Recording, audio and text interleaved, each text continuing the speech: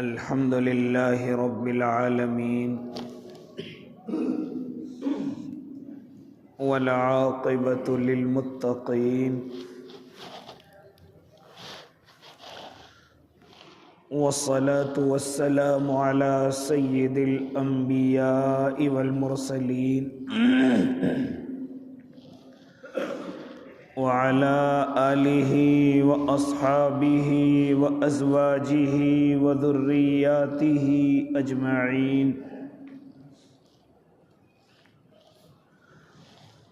أما بعد فأعوذ بالله من الشيطان الرجيم بسم الله الرحمن الرحيم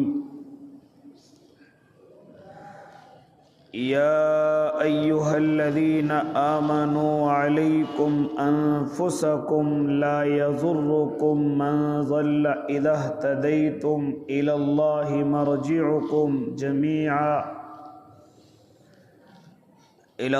مرجعكم جميعا فينبئكم بما كنتم تعملون صدق الله العظيم وصدق رسوله النبي الكريم ونحن على ذلك من الشاهدين والشاكرين والحمد لله رب العالمين واجب الاحترام ساتھیوں، بزرگوں، نوجوانوں اور معصوم بچوں،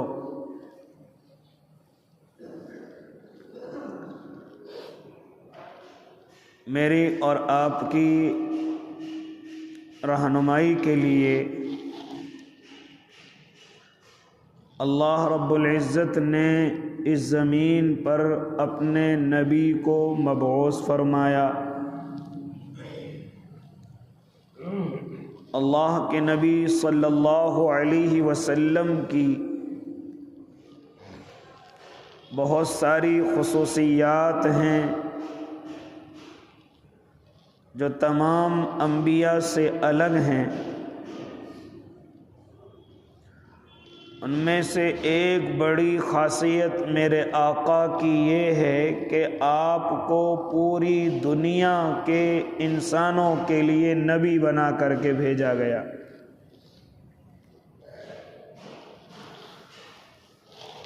گزشتہ انبیاء جتنے بھی اس زمین پر تشریف لائے وہ تمام کے تمام یا تو کسی قبیلے کے لیے، کسی خاندان کے لیے، کسی ملک کے لیے یا ایک محدود زمانے کے لیے بھیجے گئے، لیکن میرے اور آپ کے پیارے آقا محمد عربی صلی اللہ علیہ وسلم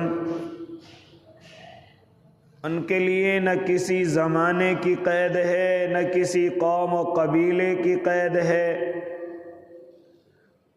بلکہ میرے اور آپ کے آقا تمام علاقوں کے لیے، تمام انسانوں کے لیے، تمام قیامت تک آنے والے زمانوں کے لیے نبی بنائے گئے۔ اسی لیے قرآن کریم میں اللہ رب العزت ارشاد فرماتا ہے وَمَا أَرْسَلْنَاكَ إِلَّا كَافَّةً لِلنَّاسِ بَشِيرًا وَنَذِيرًا، اے نبی جی ہم نے آپ کو تمام دنیا کے انسانوں کے لیے خوشخبری دینے والا، بشارت دینے والا اور ڈرانے والا بنا کر کے بھیجا ہے۔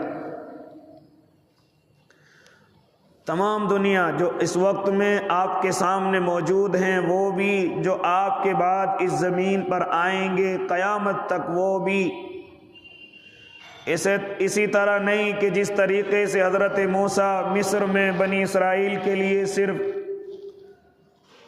نہیں، بلکہ آپ ہر قبیلے کے لیے، ہر خاندان کے لیے، ہر رنگ و نسل والے انسانوں کے لیے، قیامت تک آنے والے تمام زمانوں کے لیے آپ کو نبی بنا کر کے مبعوث کیا جا رہا ہے۔ اس لیے میرے آقا صلی اللہ علیہ وسلم کی تعلیمات اور ان کے ارشادات، ان کے فرمودات تمام انسانوں کے لیے اور تمام زمانوں کے لیے میرے آقا کی جتنی باتیں ہیں، یہ نہیں کہ اگر آقا ہیں تو وہ باتیں ہیں، اور اگر آقا اس دنیا سے پردہ کر گئے تو اب وہ باتیں ختم ہو گئی، ایسا نہیں ہے، بلکہ میرے آقا کی باتیں قیامت تک آنے والے انسانوں کے لیے ہیں۔ عمل کرے گا ایمان والا کہلائے گا، عمل نہیں کرے گا تو ایمان والوں کی جماعت سے نکل جائے گا۔ اس لیے میرے آقا کے تمام ارشادات کے دو پہلو علماء بیان کرتے ہیں۔ ایک تو وہ ہیں جو حلال، حرام، ناجائز، جائز، مباح، مسنون، سنت ان کو محدود ہیں، اور بہت سے میرے آقا کے ارشادات وہ ہیں جو قیامت تک آنے سے پہلے میرے آقا نے ان کو بیان فرمایا، اپنے نگاہ نبوت سے لوگوں کو بتلایا کہ وہ لوگوں مسائل کے اعتبار سے الگ ہٹیے، فضائل کی باتوں سے ایک طرف تھوڑی دیر کے لیے ہو جائیے۔ میرے آقا کے بہت سارے ارشادات وہ ہیں جو آپ نے اس زمین کے ختم ہونے سے پہلے بیان فرمائے، اور اشارے دیے کہ وہ لوگوں قیامت سے پہلے یہ کام ہونے والے ہیں۔ یہ میرے آقا نے اپنی نگاہ نبوت سے لوگوں کو بتلایا کہ دنیا سے ہم تو چلے جائیں گے، ہم تو پردہ کر جائیں گے، ہمارے صحابہ بھی چلے جائیں گے، لیکن اس دنیا میں قیامت کے آنے سے پہلے اس طریقے کی باتیں پیش آئیں گی، اس طریقے کے لوگ کام کرنے لگیں گے۔ چنانچہ جب کبھی میرے اور آپ کے آقا ان باتوں کو ارشاد فرمایا کرتے تو صحابہ بھی تعجب میں پڑ جاتے، صحابہ بھی تعجب میں پڑ کر کے فرماتے تھے، یا رسول اللہ کیا ایسا ہوگا؟ قیامت کے آنے سے پہلے ایسا اس زمین پر ہوگا؟ تو میرے آقا ارشاد فرماتے تھے کہ ایسا ہو کر کے رہے گا۔ یہاں تک کہ فتنوں کے دور کی نشانیاں میرے اور آپ کے آقا نے ارشاد فرمائی۔ اکثر لوگ ان باتوں کو آپ حضرات کے سامنے بیان کرنے سے گریز کرتے ہیں، لیکن دل کے اندر خیال آیا کیوں نہ حالات کے اعتبار سے ان تمام باتوں کو آپ کے سامنے رکھا جائے کہ جن کو میرے آقا نے بیان کیا تھا کہ قیامت کے آنے سے پہلے اس زمین پر یہ چیزیں ہوں گی۔ حدیث کی اکثر کتابوں کے اندر یہ باب قائم کیے گئے، ابواب الفتن کے نام سے باب قائم کیے، فتنوں کے دور کی نشانیاں قائم کی گئی۔ اس لیے او اللہ کے نیک بندو، قیامت کے آنے سے پہلے میرے آقا نے پھر بہت ساری نشانیاں اپنے لوگوں کو بتلائی، اور فرمایا کہ جب یہ نشانیاں پائی جانے لگے، جب یہ علامتیں تمہیں نظر آنے لگیں، تو اب سمجھ لینا یہ فتنوں کا دور ہے، یہ فتنوں کا دور ہے۔ اب اس میں ایمان بچانا انسان کو بڑا مشکل ہے، ایمان بچانا، ہاں یہ ایمان والوں کی سب سے بڑی علامت ہوگی۔ فتنوں میں لت پت نہ ہو جانا، فتنوں میں ملوث نہ ہو جانا، فتنوں میں ہاں کسی لالچ میں آ کر کے نہ پڑ جانا، بلکہ اس وقت میں اپنے ایمانوں کو مضبوط رکھنا۔ آخر یہ فتنہ کیا چیز ہے؟ اس فتنے سے مراد کیا ہے کہ قرآن کریم میں بھی اللہ رب العزت ارشاد فرماتا ہے الفتنۃ اشد من القتل۔ ارے یہ فتنہ تو یہ قتل سے بھی زیادہ سخت ہے۔ یہ فتنہ ہے کیا چیز ہے؟ اس کا مطلب کیا ہے؟ اس کا معنی کیا ہے؟ اس کا ترجمہ کیا ہے؟ ذرا سنیں اللہ کے نیک بندے، فرماتے علماء کرام فتنے کا ترجمہ ہم اس طریقے سے کریں گے۔ فتنہ کہا جاتا ہے کہ سونے یا چاندی کو آگ کے اندر ڈالا جائے اور اس کے کھرے کھوٹے کو سمجھا جائے کہ آگ میں ڈال کر کے جس طریقے سے سونے والا ہاں سونے کو یہ دیکھتا ہے یہ کھرا ہے یا کھوٹا ہے، اس سے پہلے نہیں سمجھتا، بلکہ اس کو آگ کے اندر ڈالنے کی کوشش کرتا ہے اور ڈال کر کے اس کو نکال کر کے پہچانتا ہے کہ یہ سونا یا چاندی، یہ کھرا ہے یا کھوٹا ہے۔ تو فرمایا یہ فتنے کا ایک معنی ہے، لیکن حدیث مبارک میں فرمایا کہ فتنہ کس کو کہا جاتا ہے؟ فرمایا میرے اور آپ کے آقا محمد عربی نے کہ قیامت کے آنے سے پہلے کچھ اس طریقے کی نشانیاں پائی جائیں گی کچھ ایسے معاملات پائے جائیں گے، فرماتے میرے اور آپ کے آقا کہ ان معاملات کو دیکھ کر کے انسان پر حق مشتبہ ہو جائے گا، سمجھ میں نہیں آئے گا کہ حق کدھر ہے اور باطل کدھر ہے۔ یہ سب سے پیچیدہ مسئلہ ہو جائے گا، خاص طور سے ایمان والوں کے لیے۔ تو فرمایا فتنے کا اصل ترجمہ تو یہی ہے کہ کھرے کھوٹے کو پہچانا جائے۔ میرا اور آپ کا اللہ اگر مجھ پر اور آپ پر کوئی پریشانی لے کر کے آئے، کوئی مصیبت لے کر کے آئے، میرے اللہ کا ارادہ بھی یہی ہوتا ہے کہ ان کے ایمانوں کو پہچانا جائے، ان کی عادتوں کو، ان کے اخلاق کو پہچانا جائے کہ یہ بڑے دعوے کرتے ہیں ہم ایمان والے ہیں، یہ بڑے دعوے کرتے ہیں ہم اللہ کو مانتے ہیں، لیکن ذرا ان کو پریشانی کے اندر مبتلا کر کے دیکھو، ان کو مصیبتوں کے اندر مبتلا کر کے دیکھو، ابھی معلوم ہو جائے گا کتنا ایمان مضبوط ہے۔ جس طریقے سے سونے والا چاندی والا آگ میں ڈال کر کے پہچانتا ہے کہ سونا چاندی کھرا ہے یا کھوٹا ہے، اسی طرح میرا اللہ بھی کبھی کبھی اپنے بندوں کو پریشانیاں دیتا ہے، کبھی کبھی آزمائشوں میں مبتلا کرتا ہے تاکہ معلوم ہو جائے کھرا کون ہے اور کھوٹا کون ہے۔ اللہ کے نبی کے زمانے میں بھی میرے اور آپ کے آقا کے سامنے ایمان والے بھی اپنے ایمانوں کا دعویٰ کرتے تھے اور منافق بھی اپنے ایمانوں کے دعوے کرتے تھے، نماز پڑھا کرتے تھے، داڑیاں رکھا کرتے تھے، پہلی صفوں میں آ کر کے نیتیں باندھا کرتے تھے، لیکن میرے اور آپ کے اللہ نے اپنے محبوب کو دکھانے کے لیے ان کو بھی آزمایا۔ اے محبوب ذرا دیکھ لیجئے، جو تمہارے سامنے بڑی بڑی ڈینگیں ہانکتے ہیں، بڑے بڑے ایمان کے دعوے کرتے ہیں، اب ذرا انہیں بدر کے میدان میں لے کر کے چلو، اب ذرا انہیں احد کے میدان میں لے کر کے چلو، جہاں کفار کی بڑی تعداد ہے اور ایمان والوں کی تعداد کم ہے، ابھی معلوم ہو جائے گا کہ تمہارے ساتھ کون ہے اور تمہارے خلاف کون ہے۔ اس لیے فتنے کا ترجمہ علماء آزمائش سے بھی کرتے ہیں، فتنے کا ترجمہ اللہ والے امتحان سے بھی کرتے ہیں، لیکن اصل جو معنی میرے اور آپ کے محبوب نے مراد لیے ہیں، میرے اور آپ کے آقا نے جو ارشاد فرمائے ہیں، وہ یہ ہیں کہ وہ لوگوں اس زمین کے ختم ہونے سے پہلے اس زمین پر یہ فتنے رونما ہو جائیں گے،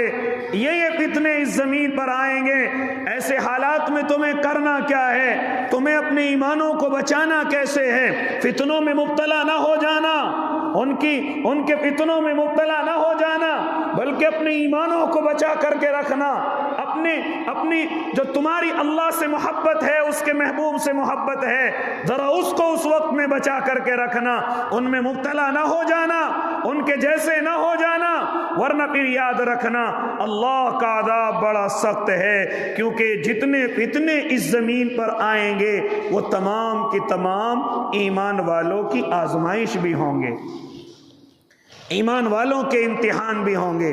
یہاں تک فرمایا میرے اور آپ کے آقا نے کہ او لوگوں، میری امت اس قدر فتنوں کے اندر مبتلا ہو جائے گی کہ جس طریقے سے گھر کے آنگن میں بارش ہوتی ہے اور کثرت سے ہوتی ہے، فتنے اسی کثرت سے تمہارے گھروں میں اور تمہارے وقت میں آئیں گے۔ پھر فرمایا میرے اور آپ کے آقا نے جس طریقے سے بارش کا قطرہ ایک کے بعد دوسرا، دوسرے کے بعد فوراً تیسرا گرتا ہے اور ایک قطار سی لگ جاتی ہے، اسی طریقے سے فتنے تمہارے سروں پر ایسے ہی آئیں گے، ایک فتنہ ختم نہیں ہوگا کہ دوسرا آئے گا، دوسرا ختم نہیں ہوگا بلکہ تیسرا آئے گا۔ اس طریقے سے جس طریقے سے بارش کے قطرات ہوتے ہیں، ایک تو یہ کہ بارش تیزی سے کثرت سے گرتی ہے، فتنے بھی اسی کثرت سے آئیں گے، اور پھر فرمایا کہ جس طریقے سے بارش کے قطرے یکے بعد دیگرے بڑی تیزی کے ساتھ گرتے ہیں، اسی طریقے سے میرے آقا نے فرمایا تمہارے سامنے فتنے اسی طرح رونما ہوں گے، ایک کے بعد دوسرا، دوسرے کے بعد تیسرا، تیسرے کے بعد چوتھا۔ یہ کون فرما رہے ہیں؟ میرے اور آپ کے آقا محمد عربی صلی اللہ علیہ وسلم ارشاد فرما رہے ہیں۔ اس لیے میرے اور آپ کے آقا چونکہ اپنی آنکھوں سے دیکھ رہے تھے، نگاہ نبوت سے دیکھ رہے تھے، میرے اللہ نے ان کو طاقت دی ہے، وحی کے ذریعے اپنے فرشتے جبرائیل کے ذریعے میرے آقا کو خبر دی ہے، اسی لیے میرے آقا ان تمام کی تمام چیزوں کو دیکھ کر پریشان رہتے تھے، کبھی کبھی مایوس رہتے، کبھی کبھی غمگین رہتے، کبھی کبھی آنسو بہاتے، کبھی سجدے میں جا کر اتنا روتے کہ اپنی آنکھوں کے آنسوؤں سے زمین کو تربتر کر دیتے تھے، کیونکہ میرے آقا دیکھ رہے ہیں میری امت کے ایمان کمزور ہو جائیں گے، کس طریقے سے ان فتنوں کا سامنا کرے گی، کس طریقے سے اگر میری امت فتنوں کے اندر مبتلا ہو گئی، اگر میری امت ان گناہوں کے اندر مبتلا ہو گئی، پھر جہنم کا ایندھن بنا دی جائے گی اور جہنم کے اندر ڈال دی جائے گی۔ ان تمام کی تمام چیزوں کو دیکھ کر میرے اور آپ کے آقا آنسو بہایا کرتے تھے، اور خالی آنسو نہیں بلکہ اللہ رب العزت سے وعدے بھی لیا کرتے تھے، ہاں وعدے بھی کیا کرتے تھے، اے ربا میری امت کو میرے جانے کے بعد، ہاں میری امت کو میرے جانے کے بعد گمراہ نہ کرنا، کسی ظالم حکمراں کو مسلط نہ کرنا، کبھی میری امت پر عذاب نہ بھیجنا۔ اس طریقے کے وعدے میرے اور آپ کے آقا اپنے اللہ سے لیا کرتے تھے، میرے اور آپ کے رب سے لیا کرتے تھے۔ ہاں تبھی تو آج میں اور آپ گناہوں کے اندر مبتلا رہتے ہیں، اللہ کی طرف سے کوئی پکڑ نہیں آتی، اتنے ایمان ہمارے مضبوط نہیں ہے کہ اللہ ہمیں کچھ نہیں کہتا۔ یاد رکھنا یہ سب میرے آقا کے آنسوؤں کا صدقہ ہے جو میں اور آپ بچے ہوئے ہیں۔ یہ نہ سمجھنا ہماری نمازیں بڑی مضبوط ہیں، یہ نہ سمجھنا ہماری داڑھیوں نے ہمیں، ہماری ٹوپیوں نے ہمیں بچایا ہوا ہے، میرے اور آپ کے آقا کے آنسوؤں نے مجھے اور آپ کو بچا کر کے رکھا ہوا ہے، ورنہ رات کے اندھیرے کیسے ہیں اللہ جانتا ہے، دنوں کی تنہائیاں کیسی ہیں میرا اللہ جانتا ہے۔ اس لیے اللہ کے نیک بندوں، میرے اور آپ کے آقا پوری زندگی غمگین اور مایوس میری امت کا کیا ہوگا اس طریقے سے غمگین رہتے، یہاں تک کہ میرے اور آپ کے اللہ کی طرف سے فرمان بھی آ جاتا، آپ کیوں ان کی طرف سے اتنا غمگین رہتے ہیں، کیوں اپنی جان کو ہلاکت کے اندر ڈالتے ہیں، بھوکے اور پیاسے انہی کی وجہ سے رہتے ہیں، سجدے میں گر کر کے اتنی دیر تک آنسو بہاتے ہیں، تمہیں کیا ضرورت ہے؟ لیکن میرے آقا کی چونکہ مجھ سے اور آپ سے بڑی محبت تھی، اس لیے میرے اور آپ کے آقا کبھی بھی اپنے آنسوؤں کو میرے اور آپ کے لیے نہ روکتے تھے، چلنے دیتے تھے۔ اور خالی یہی نہیں، قیامت کے میدان میں بھی اللہ معلوم کرے گا، محبوب بتائیے کیا آپ کے بغیر کہے ہم آدھی امت کو جنت میں بھیج دیں، یا تمہیں رونے کا موقع دے دیں، یا تمہیں سجدے میں جا کر کے گڑ گڑانے کا موقع دے دیں، تو میرے محبوب اس وقت بھی یہی کہیں گے، اللہ آدھی امت نہیں، میں تیرے سامنے آنسو بہاؤں گا، جب تک ایک ایک امتی میرا جنت میں نہیں جائے گا میں اپنے سر کو سجدے سے نہیں اٹھاؤں گا۔ یہ میرے اور آپ کے آقا کی محبت ہے، لیکن ساتھ ساتھ میں مجھے اور آپ کو سمجھا کر کے گئے ہیں، مجھے اور آپ کو، کیونکہ میرے آقا کی تعلیمات صرف صحابہ کے لیے نہیں، صرف اپنے زمانے کے لوگوں کے لیے نہیں، بلکہ قیامت تک آنے والے تمام انسانوں کے لیے میرے آقا کی تعلیمات تھی،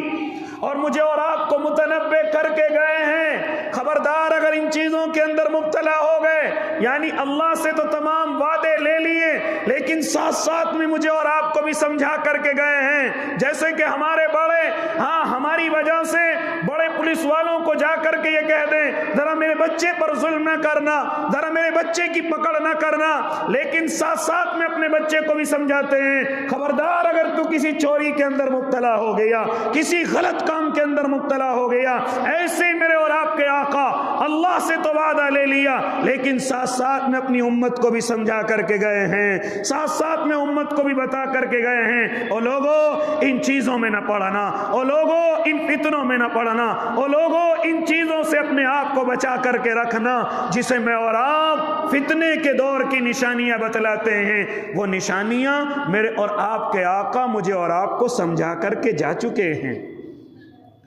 اب اگر نہ سمجھیں تو یہ غلطی کسی کی نہیں، میری اور آپ کی ہوگی۔ فرمایا اتنا کہا کسے جاتا ہے؟ پہلی چیز تو یہی ہے کہ قیامت سے پہلے کچھ ایسی چیزیں رونما ہوں گی کہ ایمان والا ان کے اندر مبتلا ہوتا ہوا نظر آئے گا۔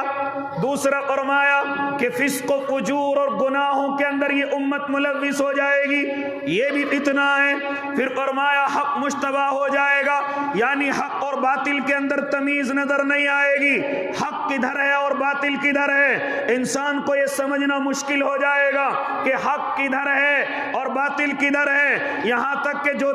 دلیل ثبوت نہ ہوگی۔ سب سے پہلا فتنہ سن لیجئے اللہ کے نیک بندو، کیا فرماتے ہیں میرے اور آپ کے علماء کہ جو چیز دلیل ثبوت نہیں ہے اس کو میں اور آپ دلیل ثبوت سمجھتے ہیں۔ اگر ہم کسی کو گناہ سے روکیں، اگر ہم کسی کو ناجائز اور بدعت کام سے روکیں تو سب سے پہلا اور خطرناک جواب اس کی زبان سے جو نکلتا ہے، یاد رکھنا یہ جواب بھی فتنہ ہے، سب سے پہلا جواب جو اس کی زبان سے نکلتا ہے وہ کہتا ہے اب تو دنیا میں اس کام کو سب کر رہے ہیں، اس کے بغیر تو اب کچھ ہونے والا نہیں ہے، یہ کام تو اب سب عام ہو گیا ہے، اس لیے علماء کو اپنی بات بدل لینی چاہیے۔ ہاں، علماء کو اپنی باتوں سے رجوع کر لینا چاہیے۔ یہ سب سے بڑا فتنہ جو ہماری زبان پر آ چکا ہے کہ کام تو اب سب کر رہے ہیں، اس کام کو کرنا اب کوئی غلط نہیں ہوگا۔ فرمایا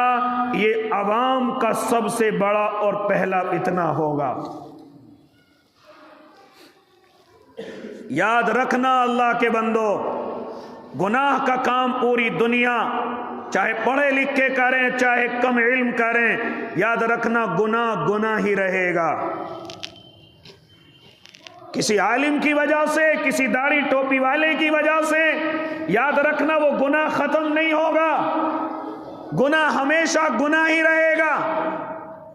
اس لیے یہ سب سے بڑا فتنہ جو ہماری زبان پر آج شیطان نے مجھے اور آپ کو دیا ہے، کسی بھی گناہ سے روکا جائے، کسی بھی بدعت سے روکا جائے، کسی بھی ناجائز کام کو منع کیا جائے تو ہماری زبانوں سے کیا نکلتا ہے؟ آج کل تو یہ کام سب کر رہے ہیں، آج کل تو یہ کام عام ہو گیا ہے، یہ کوئی بری بات نہیں ہے، کوئی غلط بات نہیں ہے۔ فرماتے کہ یہ سب سے بڑا فتنہ جو امت پر سب سے پہلے زبانوں پر آئے گا،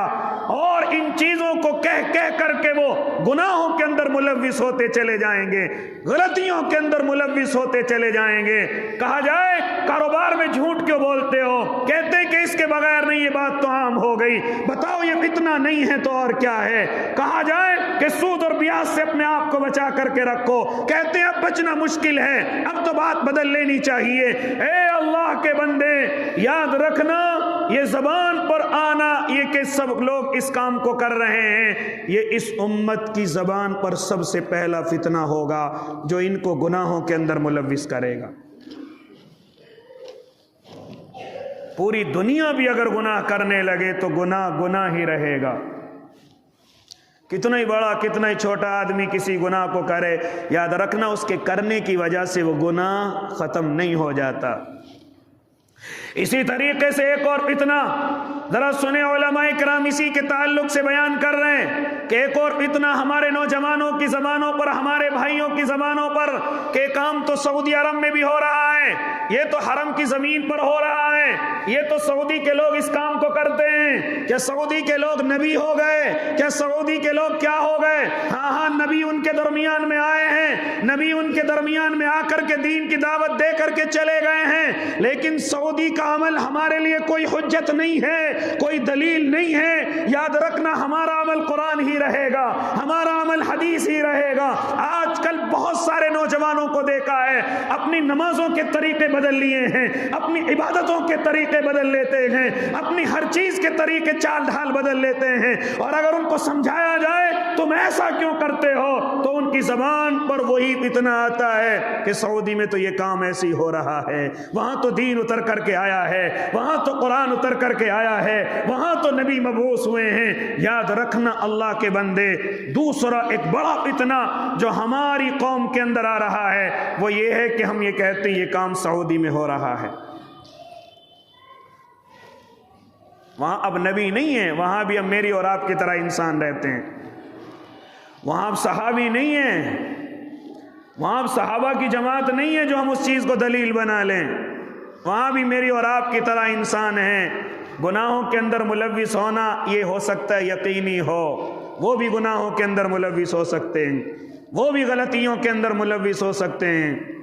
یہ نہیں کہ ہم ان کا جو بھی طریقہ دیکھیں اور یہاں آ کر کے اس پر عمل کریں، حالانکہ وہ قرآن کے خلاف ہے، حالانکہ وہ حدیث کے خلاف ہے، حالانکہ وہ ہمارے علماء کے بتائے ہوئے راستے کے خلاف ہے، اور ہم صرف اس پر اس وجہ سے عمل کرتے ہیں کہ سعودی میں ایسا ہو رہا ہے۔ یہ دوسرا فتنہ ہماری قوم کے اندر آ چکا ہے۔ اس لیے جو چیز دلیل نہیں اس کو دلیل سمجھا جا رہا ہے، جو چیز دلیل ہے ہی نہیں قرآن اور حدیث کے اندر اس کو دلیل سمجھا جا رہا ہے۔ سعودیہ کوئی دلیل نہیں ہے ہمارے لیے، سعودی کے رہنے والوں کے عمل ہمارے لیے دلیل نہیں ہے۔ ہمارے لیے دلیل ہمیشہ قرآن رہے گا،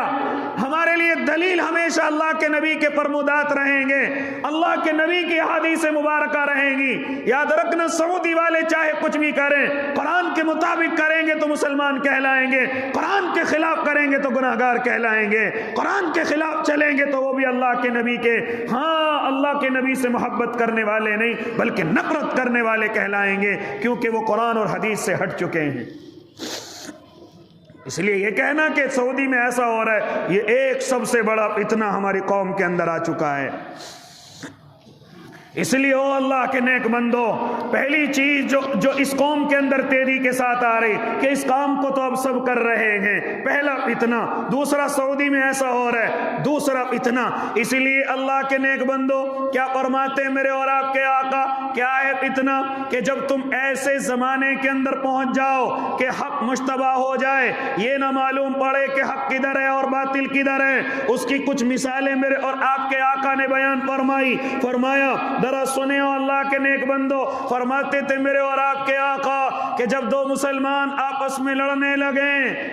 جب دو مسلمان آپس میں جھگڑنے لگیں، اور ساتھ میں فرمایا جب مسلمانوں کی جماعتیں آپس میں لڑنے لگیں، ایک شہر میں کئی جماعتیں لڑنے کے لیے تیار ہو جائیں، لڑنے کے لیے کھڑی ہو جائیں، اور یہ معلوم نہ پڑے دیکھنے والے کو کہ حق کدھر ہے اور باطل کدھر ہے، دونوں ہی ٹھیک نظر آتے ہیں، یہ اگر ان کی سنو تو یہ بھی ٹھیک ہیں، ان کی سنو تو یہ بھی ٹھیک ہیں۔ فرماتے تھے میرے اور آپ کے آقا محمد عربی صلی اللہ علیہ وسلم، مسلمانوں کی دو جماعتوں کا لڑنا یہ اس امت کا سب سے بڑا فتنہ ہوگا، یہ اس امت کی بربادی کا سب سے پہلا راستہ ہوگا، اور دیکھنے والے یہ سمجھ نہیں پائیں گے کہ آخر حق کدھر ہے اور باطل کدھر ہے۔ ادھر کی سنتے ہیں تو یہ بھی ٹھیک نظر آتے ہیں، ادھر کی سنتے ہیں تو یہ بھی ٹھیک نظر آتے ہیں، لیکن اس طریقے کے حالات کہ ایک دوسرے کے خون کے پیاسے ہو گئے، ایک دوسرے کے قتل کے پیچھے پڑ گئے، ایک دوسرے کے قاتل بن گئے، دیکھنے والا تعجب میں پڑ گیا کہ آخر مسلمانوں کی جماعت کو ہو کیا رہا ہے، مسلمانوں کے اس گروہ کو ہو کیا رہا ہے۔ ادھر سنو تو یہ بھی حق پر نظر آتا ہے، ادھر سنو تو یہ بھی حق پر نظر آتا ہے، لیکن ان کے اندر اتنی سخت دشمنی کہاں سے آئی کہ ایک دوسرے کے خون کے پیاسے ہو گئے ہیں، ایک دوسرے کے قتل کے پیچھے پڑ گئے ہیں، اور قتل کرنے کو ثواب سمجھ رہے ہیں۔ لیکن فرمایا میرے اور آپ کے آقا محمد عربی نے، جب تم ایسا دیکھو، اور ساتھ میں دوسری حدیث بیان فرمائی کہ جب دو مسلمان آپس میں تلواریں نکال کر کے لے کر کے آ جائیں اور ایک دوسرے کی قتل کی فکر میں لگ جائیں، تلواریں موجود نہیں، ایک دوسرے کے لیے ویپن لے کر کے آ جائیں اور ایک دوسرے کو قتل کرنے کی فکر میں لگ جائیں، فرماتے تھے میرے اور آپ کے آقا کہ قاتل اور مقتول دونوں کے دونوں جہنم کے اندر ہوں گے، دونوں کے دونوں کہاں ہوں گے؟ جہنم کے اندر ہوں گے۔ یہ فتنے کے دور کی پہلی نشانی میرے اور آپ کے آقا نے ارشاد فرمائی کہ جماعتیں آپس میں، مسلمانوں کی دو جماعتیں آپس میں لڑیں گی، دیکھنے والے کو معلوم ہی نہیں پڑے گا حق کدھر ہے باطل، غلط کون ہے صحیح کون ہے، یہ سمجھنا ہی مشکل ہو جائے گا کہ غلط کون ہے صحیح کون ہے۔ ہو رہا ہے کہ نہیں ہو رہا ایسا؟ اور اللہ کے نیک بندو فرما رہے میرے اور آپ کے آقا،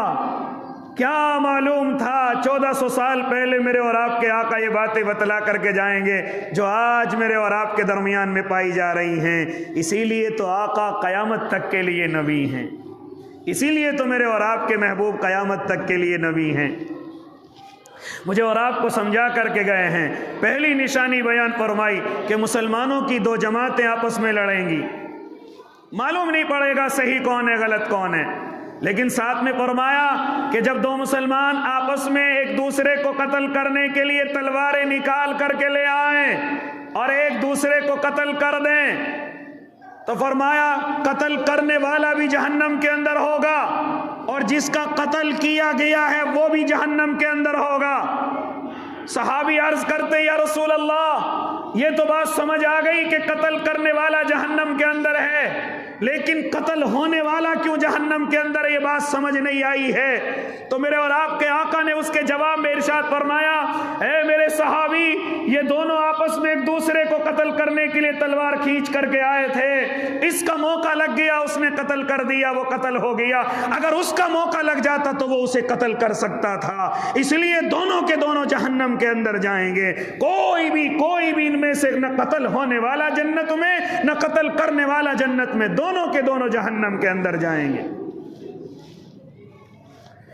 اس لیے فرمایا، اے اللہ کے نیک بندو، فرماتے تھے میرے اور آپ کے آقا، مجھے خطرہ ہے میری امت میں حرج بڑھ جائے گا۔ صحابہ نے عرض کیا، رسول اللہ یہ حرج کیا ہے؟ فرمایا، میری امت میں قتل و غارت گیری بڑھ جائے گی، میری امت میں قتل و غارت گیری بڑھ جائے گی، مکھی مچھر سے زیادہ انسان کی کوئی قیمت نہیں رہے گی، یہاں تک کہ ایسی قتل و غارت گیری بڑھ جائے گی کہ قتل کرنے والے کو معلوم نہیں ہوگا میں نے اسے کیوں قتل کیا، اور قتل ہونے والے کوئی معلوم نہیں ہوگا میں کیوں قتل کیا گیا، میں کیوں مارا گیا، میری غلطی کیا تھی آخر بتلائی جائے، مجھے کیوں مارا گیا ہے۔ فرمایا یہ فتنے کے دور کی پہلی نشانیاں ہوں گی، پہلی نشانیاں ہوں گی۔ فرمایا حرج بڑھ جائے گا۔ صحابہ نے عرض کیا، رسول اللہ حرج کیا ہے؟ قتل و غارت گیری، قتل و غارت گیری۔ ہاں، آج ان لفظوں کو سمجھنا بڑا آسان ہے، ان لفظوں کو سمجھنا بڑا آسان ہے۔ آج ذرا دیکھیں، کیا قتل و غارت گیری نہیں بڑھ گئی؟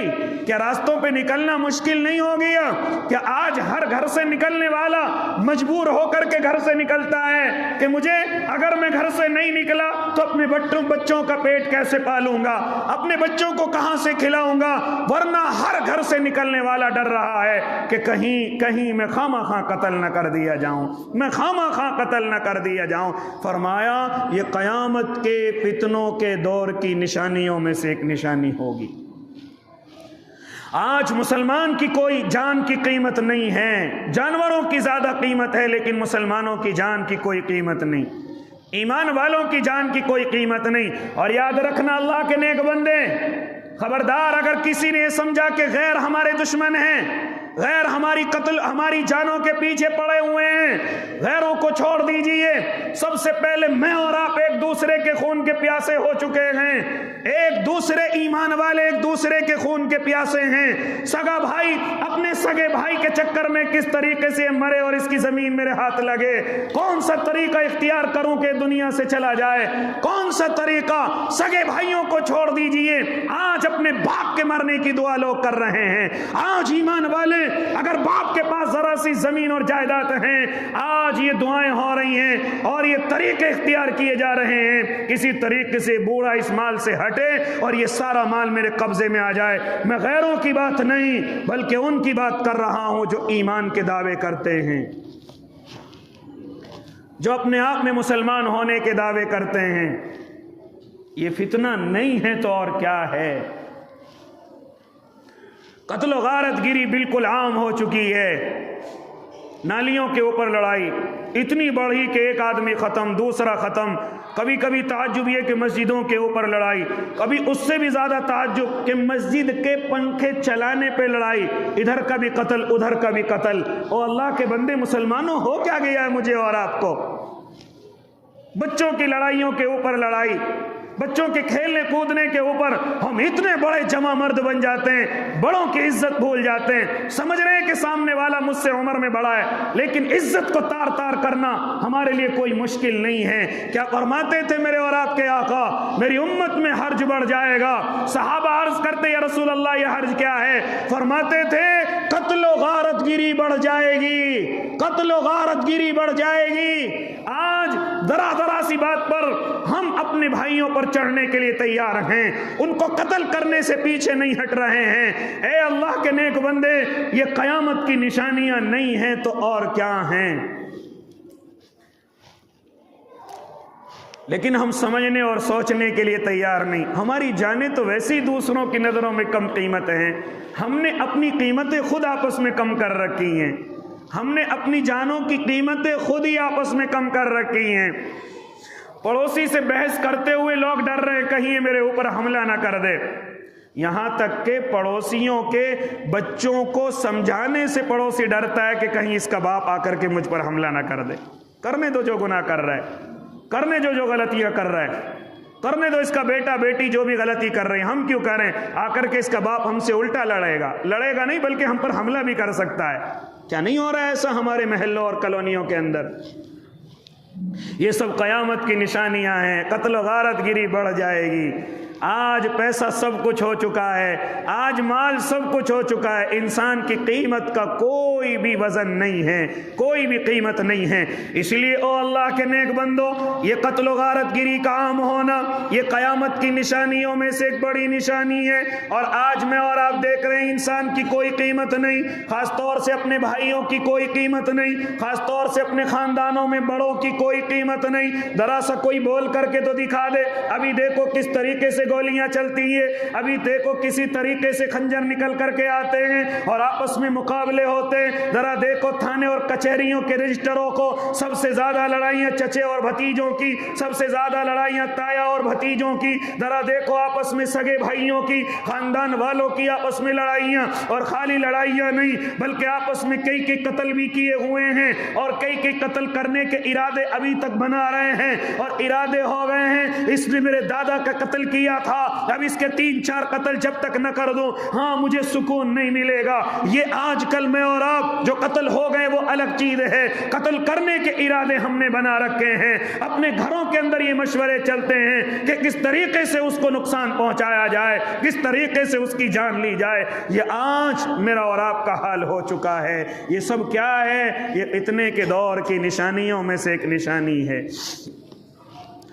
اس کے بعد جس سعودی کا ہم نام لیتے ہیں، اے اللہ کے نیک بندے، کیا سمجھتے ہو کہ وہ فتنوں کے اندر مبتلا نہیں ہوگا؟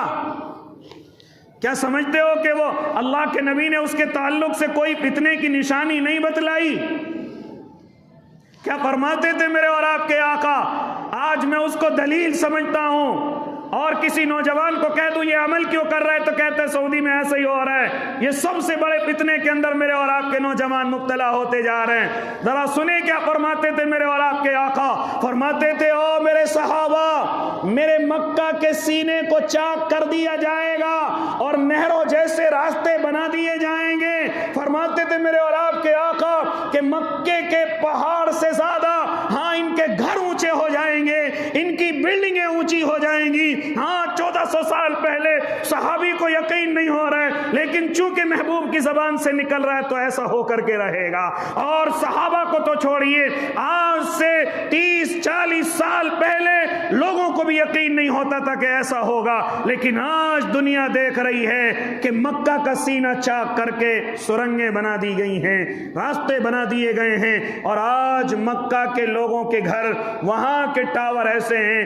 کہ پہاڑ تو ان کے سامنے کچھ بھی نہیں ہے جو اونچی اونچی بلڈنگ ان کی ہو چکی ہیں۔ یہ سب فتنے کے دور کی نشانی میرے اور آپ کے آقا بیان کر کے گئے ہیں کہ میرے مکہ کے سینے کو چاک کر دیا جائے گا، نہروں جیسے راستے ہوں گے،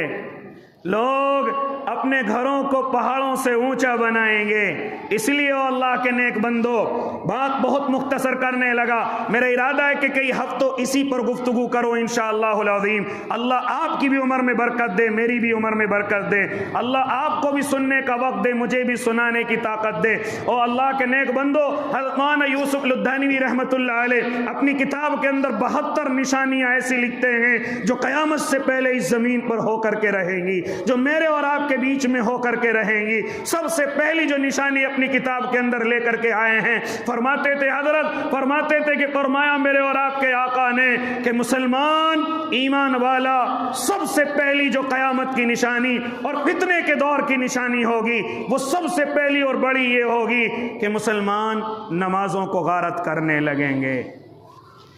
نمازوں کو غارت کرنے لگیں گے۔ نمازیں چھوڑنا کوئی افسوس کی چیز نہیں ہوگی۔ صحابی کو یقین نہیں ہو رہا ہے کیونکہ اللہ کے نبی کے زمانے کا منافق بھی نماز پڑھتا ہے، اللہ کا دشمن ہے، نبی کا دشمن ہے، لیکن نماز کا اتنا شوق ہے کہ پہلی صف میں آ کر کے نماز پڑھتا ہے، اللہ کے نبی کے برابر میں نماز پڑھتا ہے، اللہ کے نبی کے پیچھے نماز پڑھتا ہے، داڑھی رکھتا ہے، بڑے سے بڑا گناہگار ہوتا ہے لیکن نماز نہیں چھوڑتا، بدکار ہوتا ہے، خونی ہوتا ہے، چور ہوتا ہے، لیکن نماز چھوڑنے کی طاقت کسی کی نہیں ہوتی تھی۔ فرمایا میری امت کی سب سے بڑی اور پہلی نشانی یہ ہوگی کہ میری امت نماز کو غارت کرنے لگے گی، نماز کو غارت کرنے لگے گی۔ او اللہ کے نیک بندو،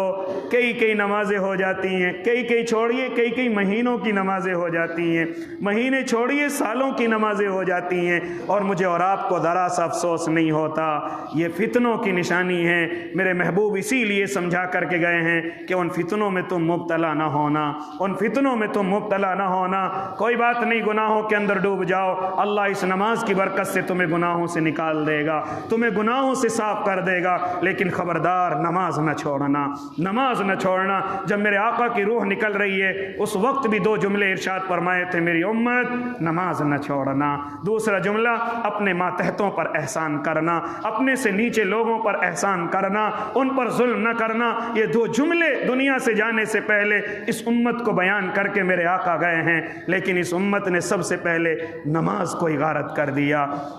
اس لیے ارادہ کریں کہ انشاءاللہ نمازی بنیں گے، نمازوں کی پابندی کریں گے۔ اللہ ہم سب کو عمل کی توفیق دے دے۔ باقی گفتگو آئندہ ہفتے ہوگی۔ اللہ ہم سب کو عمل کی توفیق دے دے۔ جنہوں نے سنت نہیں پڑھی وہ سنتیں پڑھ لیں۔ وآخر دعواہم ان الحمدللہ۔